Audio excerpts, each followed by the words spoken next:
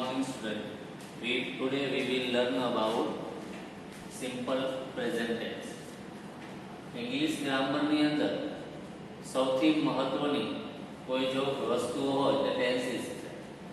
એમાં સૌથી સહેલો અને મહત્વનો જો કોઈ કાળ હોય તો સિમ્પલ પ્રેઝન્ટ ટેન્સ એટલે કે સાદો વર્તમાન કાળ. વિદ્યાર્થી મિત્રો, સાદા વર્તમાન કાળ વિશે પહેલા આપણે એના ટુ બી ના રૂપો, હેવ હેઝ ના રૂપો અને ડુ ડઝ ના રૂપો વિશે જોવું પડે. તો પહેલા વિદ્યાર્થી મિત્રો આપણે સામાન્ય માહિતી લઈએ કે ટુ બી ક્રિયાપદના સાદા વર્તમાન કાળના રૂપ. તો તમે જોઈ શકો છો કે પ્રથમ પુરુષ એકવચનની અંદર આઈ ની સાથે એમ. તમે આગળ ભણી ચૂક્યા પણ હશો કે પ્રથમ પુરુષ એકવચન હોય તો આઈ ની સાથે એમ. બીજો પુરુષ એકવચનમાં યુ ની સાથે આ. ત્રીજો પુરુષ હી, સી અને ઇટ ની સાથે ઇઝ. એવી જ રીતે બહુવચનમાં વી સાથે આર, યુ સાથે આર અને ધે સાથે આર આવે. આ વસ્તુ તમારા મગજની અંદર બેસાડી લેવાની. I, am, you, are, he, she, it સાથે is. We are, you are, they are. એવી જ રીતે વિદ્યાર્થી મિત્રો હેવ હેઝ ના રૂપો સાદા વર્તમાન કાળની અંદર એવી રીતે હેવ હેઝ ના રૂપો પણ ખૂબ જ અગત્યના છે. જોઈએ કે પ્રથમ પુરુષ એકવચન હોય તો આઈ સાથે હેવ, યુ સાથે હેવ, હી, સી અને ઇટ સાથે હેઝ આવશે. જોઈ શકો છો વિદ્યાર્થી મિત્રો કે હેવ છે, હી, સી, ઇટ સાથે ફક્ત હેઝ આવશે અને બાકીના બધા સાથે હેવ આવશે. એવી જ રીતે વિદ્યાર્થી મિત્રો કોઈ પણ નકાર વાક્ય રચના બનાવી હોય તો એની અંદર ડુ ડઝ ખૂબ મહત્વનું હોય છે. તો ડુ ડઝ ના જોઈએ કે હી, સી, ઇટ સાથે ડઝ આવશે, બાકીના આઈ, યુ, વી, યુ અને ધે સાથે શું આવશે? ડુ આવશે. તો આ આપણે સિમ્પલ પ્રેઝન્ટ ટેન્સ છે એની થોડી ઘણી માહિતી મેળવી. એના કારણ છે ટુ બી ના રૂપો. તો સિમ્પલ પ્રેઝન્ટ ટેન્સ ની શરૂઆત કરતા પહેલા આપણે એનો ઉપયોગ જોઈએ કે સાદો વર્તમાન કાળ હોય એનો ઉપયોગ કઈ રીતે થાય, ક્યાં ક્યાંનો ઉપયોગ કરી શકાય. તો જુઓ વિદ્યાર્થી મિત્રો કે રોજિંદી ક્રિયાઓને દર્શાવવા માટે, કેવી ક્રિયાઓ દર્શાવવા માટે? રોજિંદી ક્રિયાઓ દર્શાવવા માટે, જે રોજબરોજના વ્યવહારમાં ઉપયોગી હોય એવી ક્રિયાઓ દર્શાવવા માટે સાદો વર્તમાન કાળ વપરાય છે. ત્યાર પછી બીજું સનાતન સત્યને દર્શાવવા માટે. સનાતન સત્યને દર્શાવવા માટે કે એવી વસ્તુ કે સત્ય સનાતન વસ્તુઓ હોય એને દર્શાવવા માટે સાદો વર્તમાન કાળ વપરાય છે. ગણિત કે વિજ્ઞાનના સિદ્ધાંતો રજૂ કરવા માટે. જો વિદ્યાર્થી મિત્રો ગણિત કે વિજ્ઞાનના સિદ્ધાંતો રજૂ કરવા માટે એક એક્ઝામ્પલ આપો. ગણિતના સિદ્ધાંતો 1 + 1 2 થાય તો ગણિતનો સિદ્ધાંત રજૂ કરવા માટે અને વિજ્ઞાનના સિદ્ધાંતો રજૂ કરવા માટે સાદો વર્તમાન કાળ વપરાય છે. ત્યાર પછી કહેવત કે રૂઢિગત ટેવ દર્શાવવા માટે. સાદા વર્તમાન કાળની અંદર આગળ જોઈએ કે કોઈ પણ કહેવત હોય અથવા કોઈ રૂઢિગત ટેવ હોય એને દર્શાવવા માટે સાદા વર્તમાન કાળમાં ઉપયોગ થાય. રમતગમતની કોમેન્ટ્રી રજૂ કરવા માટે, રમતગમતની કોઈ પણ કોમેન્ટ્રી, ક્રિકેટની કોમેન્ટ્રી ચાલુ હોય એને દર્શાવવા માટે પણ સાદો વર્તમાન કાળનો ઉપયોગ થાય છે. તો વિદ્યાર્થી મિત્રો આપણે આજે આ સાદા વર્તમાન કાળનો ઉપયોગ કઈ જગ્યાએ ઉપયોગ થાય જોયું. હવે એની ઓળખ કે સાદો વર્તમાન કાળને કઈ રીતે ઓળખવું. વાક્ય તમારી સામે હોય, સેન્ટેન્સ તમારી સામે હોય, પણ સાદો વર્તમાન કાળ છે કે નહીં એને આપણે કઈ રીતે ઓળખવું. જો એને ઓળખવું હોય તેના અમુક વર્ડ્સ એ કયા વર્ડ્સ કે આપણે એ શબ્દ જોઈએ એટલે તમને અંદાજ આવી જાય કે આ સાદો વર્તમાન કાળ છે. મોસ્ટ ઓફ શબ્દ તમે જોઈને ખબર પડી જશે. તો જોઈએ કે ડેઈલી હોય, એવરીડે હોય, ઓલવેઝ હોય, ઓફન, સમટાઈમ, રેગ્યુલરલી, જનરલી. આવા શબ્દ તમે મોસ્ટ ઓફ જો તે મોસ્ટ ઓફ સાદો વર્તમાન કાળ હોય છે. આ સાદા વર્તમાન કાળની ઓળખના ઇન્ડિકેશનના શબ્દો છે કે આ શબ્દો દ્વારા, આ વર્ડ્સ દ્વારા તમને ખબર પડે કે આ સાદો વર્તમાન કાળ છે. એવી રીતે આગળ કે સાદો વર્તમાન કાળના અમુક નિયમો છે. કયા કયા નિયમો એ આપણે જોઈએ. જો વિદ્યાર્થી મિત્રો કે દરેક વાક્યમાં ક્રિયાપદનું મૂળ રૂપ વપરાય છે. દરેક વાક્યની અંદર ક્રિયાપદનું કેવું રૂપ વપરાય છે? મૂળ રૂપ. મૂળ રૂપ એટલે V1 કે સાદા વર્તમાન કાળની અંદર હંમેશા ક્રિયાપદનું મૂળ રૂપ જ વપરાય છે.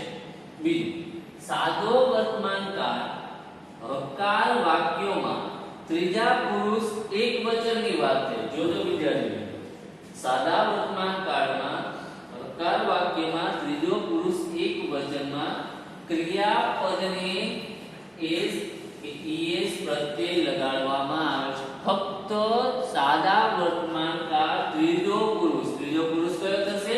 આપણે આ જોયું હી, સી અને ઈટ. તો સાદો વર્તમાન કાળના ત્રીજા પુરુષમાં ફક્ત એક વચનમાં એને એસ કે ઈએસ લગાડવો પડે. આગળનો નિયમ વિદ્યાર્થી મિત્રો, આગળના લેક્ચરની અંદર આપણે જોયું કે આ આર્ટિકલ ક્રિયાપદની અંતે આપણે આગળના લેક્ચરની અંદર જોયું કે ક્રિયાપદની અંતે S, double S, H S, C H, x કે જો ઓ આવતા હોય તો ઈએસ પ્રત્યય લાગે.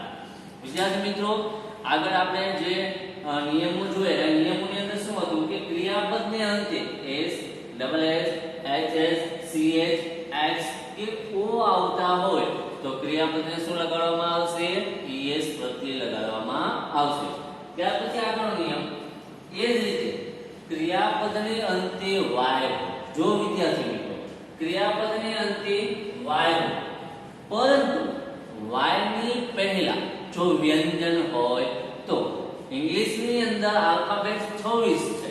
આ 26 આલ્ફાબેટ્સની અંદર 21 વ્યંજનો કોન્સોનન્ટ્સ છે અને 5 સ્વર એટલે ઇંગ્લિશમાં આપણે વોવેલ્સ કહીએ છીએ. તો આ નિયમ શું કહે કે ક્રિયાપદને અંતે જો વાય હોય અને વાય ની પહેલા વ્યંજન હોય તો વાય ની જગ્યાએ ઈએસ પ્રત્યય લગાડવું. વાય ની જગ્યાએ કયો પ્રત્યય લગાડવો? ઈએસ પ્રત્યય લગાડવો. આગળ જોઈએ. પણ વિદ્યાર્થી મિત્રો, આપણે જોયું કે કોઈ પણ ક્રિયાપદની છેલ્લે વાય હોય અને વાય ની પહેલા વ્યંજન તો એના જો એનો સેમ નિયમ કે ક્રિયાપદને અંતે વાય હોય અને વાય ની પહેલા જો સ્વર હોય. સ્વરની અંદર 5 સ્વર છે એ, ઈ, આઈ, ઓ અને યુ. તો આ 5 સ્વરોમાં એનો આગળનો વાય ની પહેલાનો તરતનો જો શબ્દ સ્વર હોય તો એસ પ્રત્યય લગાડો. પણ જો વ્યંજન હોય તો વાય નું આઈ કરી અને આઈએસ લગાડવું. વાય નું આઈ કરી ઈએસ પ્રત્યય લગાડવું. એટલે ટૂંકમાં વાય ની જગ્યાએ આઈઈએસ પ્રત્યય લાગશે. તો વિદ્યાર્થી મિત્રો, આપણે સાદો વર્તમાન કાળનો પહેલા ઉપયોગ કઈ જગ્યાએ એનો ઉપયોગ થાય છે, એની ઓળખ કે કયા વર્ષ દ્વારા સાદા વર્તમાન કાળને ઓળખી શકાય છે, એના નિયમો કયા છે, કઈ રીતે એના નિયમ એના વાક્ય રચનામાં ફેરફાર કરો એ જોયું. હવે વિદ્યાર્થી મિત્રો, આપણે આ સાદો વર્તમાન કાળમાં 3 પ્રકારની વાક્ય રચના હોય છે. હકાર હોય છે, નકાર હોય છે અને પ્રશ્નાર્થ વાક્ય રચના. આ 3 પ્રકારની વાક્ય રચના વિશે આપણે જોવાનું છે. જો વિદ્યાર્થી મિત્રો, આ વાક્ય રચના સમજાવવા માટે એના બધાના આપણે ક્રિયાપદના સાદા વર્તમાન કાળના ક્રિયાપદના રૂપો લખ્યા. ટુ બી ના લખેલા છે, હેઝ ના લખેલા છે અને ડુ ડઝ ના લખેલા છે. હવે સૌથી પહેલા હકાર વાક્યો જોઈએ કે હકાર વાક્ય રચના બનાવવી હોય કે એમાં કઈ રીતે ઓળખાય. તો જુઓ, એનું પહેલા જોઈએ કે સબ્જેક્ટ વર્બ એટલે કે એસ અથવા ઈએસ વાળું પ્રત્યય, ઓબ્જેક્ટ પ્લસ અધર વર્બ. ગુજરાતીની અંદર આપણે કહીએ કે કર્તા પ્લસ ક્રિયાપદ. કેવું ક્રિયાપદ? એસ કે ઈએસ વાળું રૂપ જો એક વચનની અંદર હોય તો. કર્મ પ્લસ અન્ય શબ્દ. મેં તમને થોડા ઘણા એક્ઝામ્પલ લખેલા છે, એ જોઈ એના ઉપરથી તમને પણ ખબર પડશે કે સાદો વર્તમાન કાળ કઈ રીતે ઓળખી શકાય.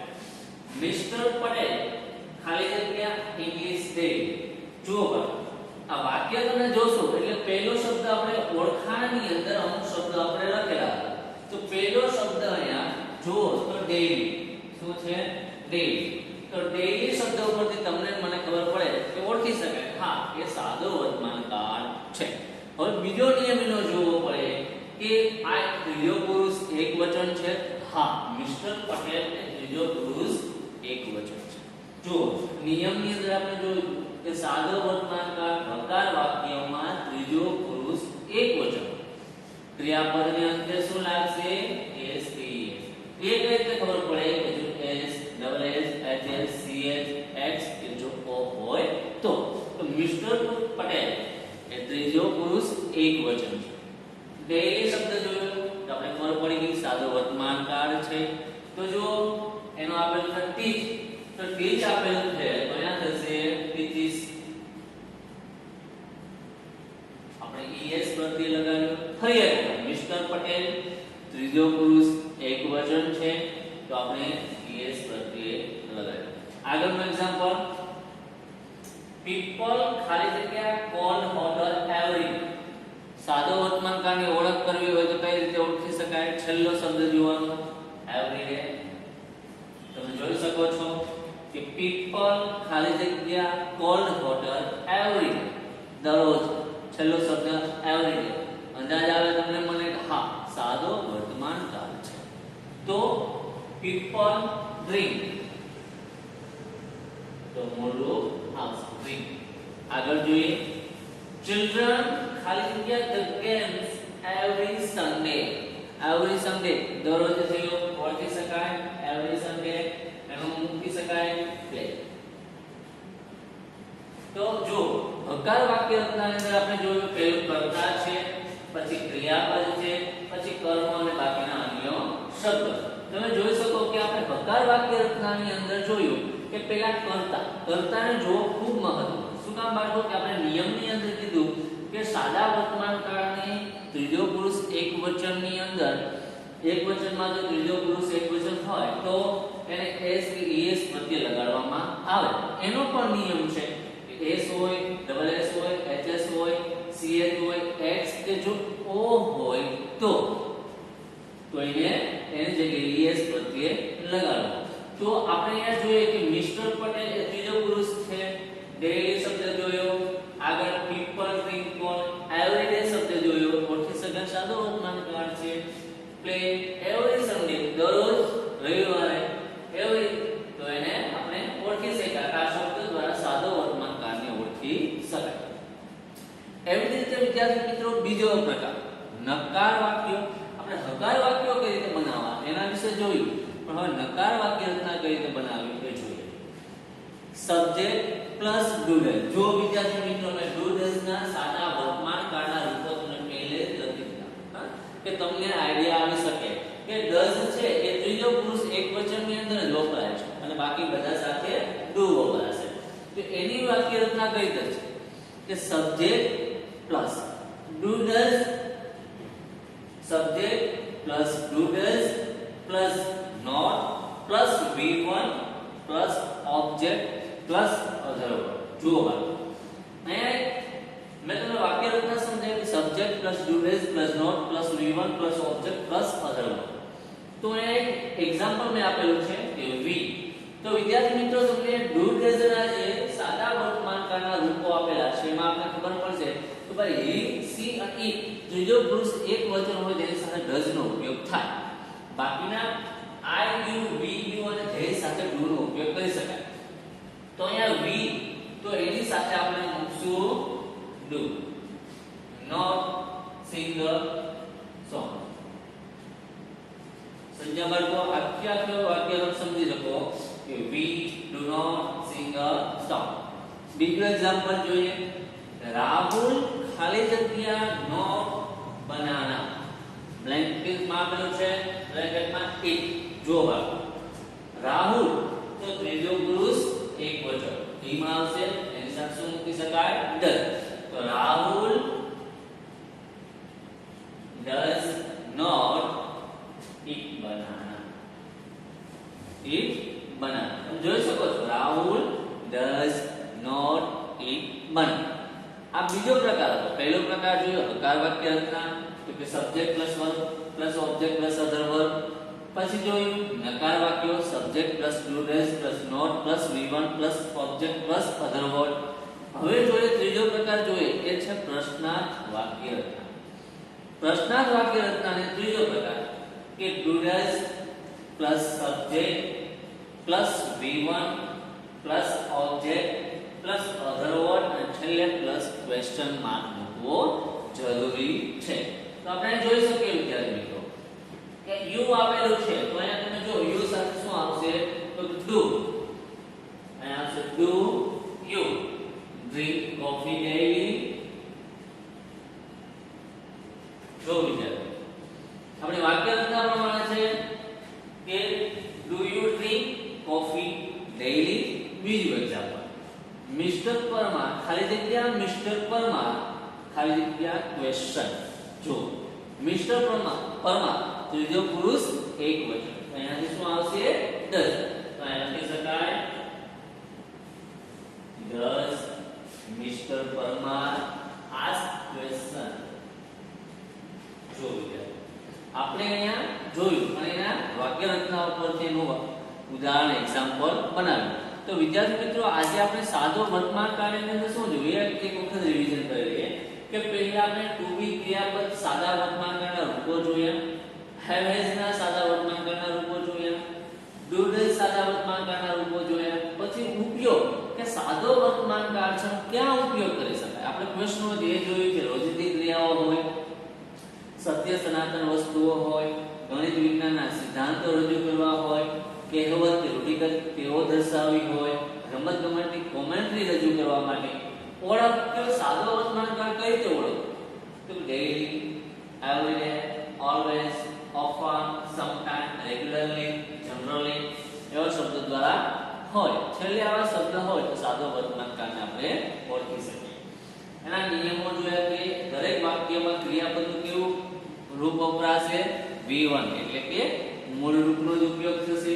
ત્યાર પછી સાદા વર્તમાન કાળની અંદર વાક્ય રચના બનાવવાના ત્રણ પ્રકાર છે: હકાર વાક્યો, નકાર વાક્યો અને પ્રશ્નાર્થ વાક્યો. હકાર વાક્યોની અંદર એની વાક્ય રચના જોઈએ કર્તા plus verb plus object plus other word. નકાર વાક્યોમાં subject plus do does plus not plus V1 plus object અને પ્લસ અધર વર્ડ. એવી રીતે પ્રશ્નાર્થ વાક્યની વાક્ય રચના જોઈએ do does plus subject plus V1 plus object plus other word અને પ્લસ ક્વેશ્ચન માર્ક. તો વિદ્યાર્થી મિત્રો આજે સાદો વર્તમાન કાળ વિશે અભ્યાસ કર્યો અને આજે તમારે આવા 5 ઉદાહરણ તમારી ફેરબુકમાં લખવાના છે અને સાદો વર્તમાન કાળ આખા તમારી ફેરબુકની અંદર